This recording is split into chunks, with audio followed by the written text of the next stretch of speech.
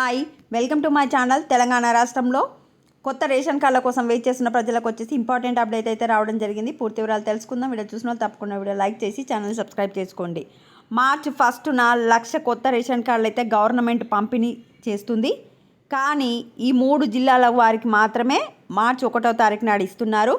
ఎందుకు అంటే ఇప్పుడు ఎమ్మెల్సీ ఎన్నికల కోడ్ అనేది అమల్లో ఉంది. ఎమ్మెల్సీ ఎలక్షన్స్ వచ్చేసి ఫిబ్రవరి 27వ తారీఖు, మార్చి 3వ తారీఖు ఎమ్మెల్సీ ఎన్నికల రిజల్ట్స్ వస్తుంది. మార్చి 8 వరకు ఎమ్మెల్సీ ఎన్నికల అనే కోడ్ అనేది అమల్లో ఉంటుంది.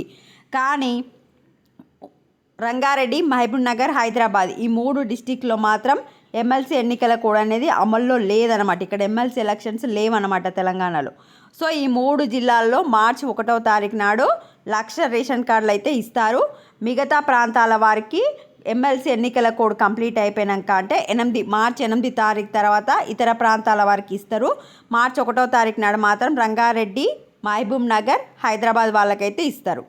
అయితే మొత్తం తెలంగాణ ప్రభుత్వం ప్రస్తుతం ఇప్పుడు చెక్ చేసిన దాంట్లలో మాత్రం 5,12,000 కుటుంబాలకి కొత్త రేషన్ కార్డులు ఇచ్చేందుకు సిద్ధమైంది. ఇప్పటికీ మాత్రమే కొత్త రేషన్ కార్డులు ఎప్పుడైనా మీ సేవలో అప్లై చేసుకోవచ్చు.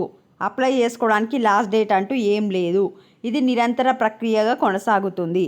మీ సేవా కేంద్రాల వద్ద 50 రూపాయలు ఫీజు పే చేసి మీరు అప్లై చేసుకోవచ్చు. అయితే మీరు దరఖాస్తు స్టేటస్ చూసుకోవడానికి కూడా ఒక రిఫరెన్స్ నెంబర్ ఇస్తారు. ఆ రిఫరెన్స్ నెంబర్ ద్వారా మీకు కార్డు వచ్చిందా లేదా తెలుసుకోవచ్చు. సో మార్చి 1వ తారీఖు నాడు హైదరాబాద్, రంగారెడ్డి, మహబూబ్ నగర్ జిల్లాలలో 1,00,000 రేషన్ కార్డులు కొత్త వాళ్ళకైతే ఇస్తున్నారు. ఇది అప్డేట్. వీడియోని లైక్ చేయండి, ఛానల్ సబ్స్క్రైబ్ చేసుకోండి. Thanks for watching.